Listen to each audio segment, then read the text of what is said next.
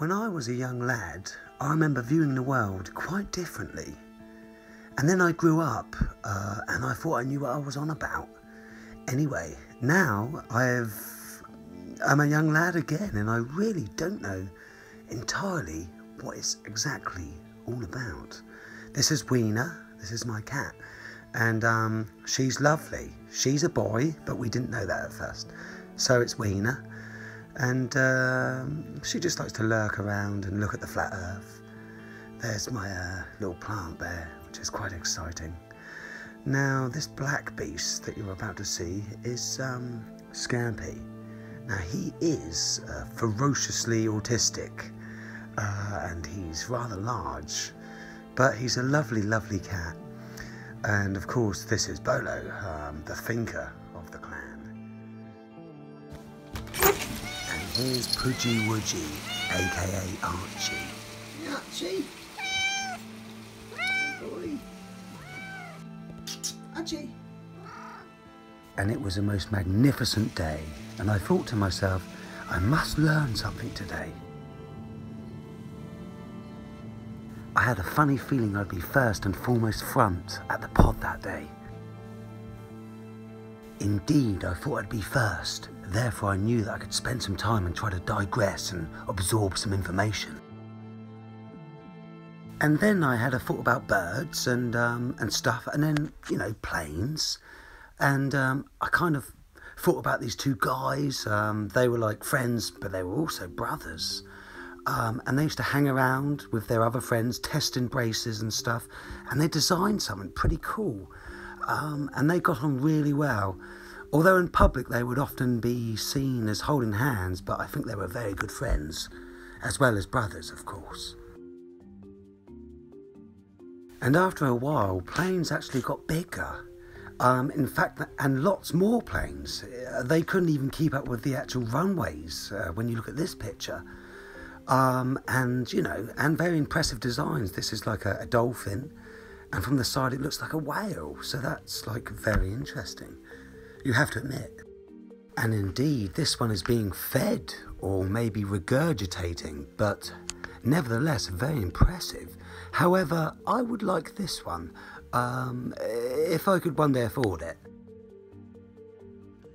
Now realising that it would be a very good idea to get my pilot's licence, I decided to feed the dog and myself and to find out information on where this word comes from. Here is information.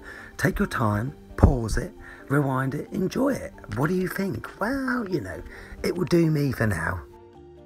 However, it did seem to play on my mind, and I had to admit it was something that I wanted to look into more.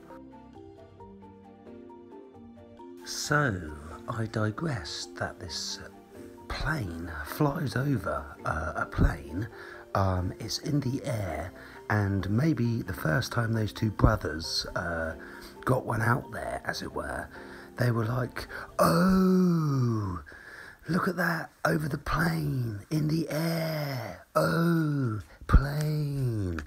I mean, it's food for thought, you have to admit. So, as I pondered, I went back to the business of feeding my wonderful dog.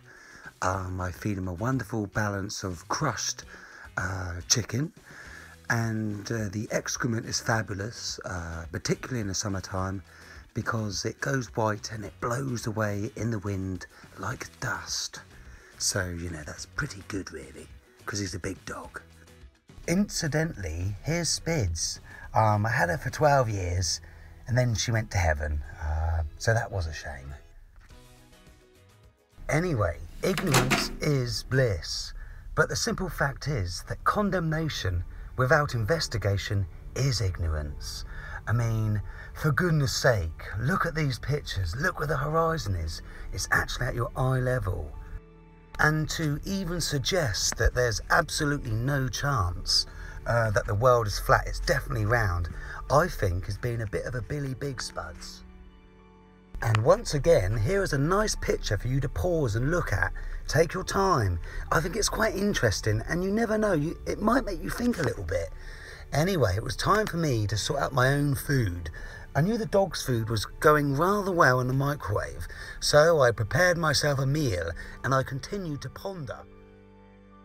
So really it does help to have a pretty level head on these things. I mean, it must be pretty hard work being right all the time. If you're right all the time, then you wouldn't notice stuff like this. If the world was sort of like roundy and you looked at the sea, then hey, check out the picture. Feel free to pause and really study it, because it's worth it. Now, NASA have only actually produced one image of Earth, and that was a long time ago, but check it out yourself. I've actually brought my own globe with me here. As you can see, it's rather realistic, probably almost as good as NASA's. So what I want you to do is imagine this is the horizon here. So when you look at the horizon, if you're in a plane, you know, you're expecting the horizon to sort of like drop away from your eyes. But it's not. It's always like that. The horizon is always like that. No matter anywhere on the globe, the horizon is always at your eyes. So, you know, that's definitely something to think about there. And thank you very much for having me. So, there we go. Exciting stuff. Thank you ever so much for having me.